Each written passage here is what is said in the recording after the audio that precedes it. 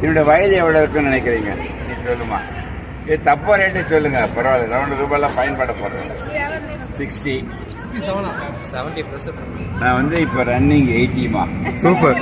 ஆனால் இந்த வரை சொக்கலிங்க ஒரு மாத்திரை சாப்பிட்டதில்லை சார். Super sir. சரி, ஒரு கேள்வி.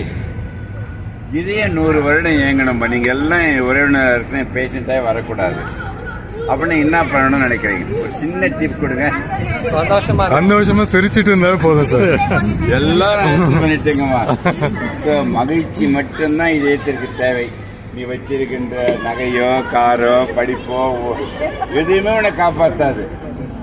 நீ மகிழ்ச்சியா இருந்துட்டா இதே அது பாட்டு 100 வருடம் இயங்க வேண்டும்.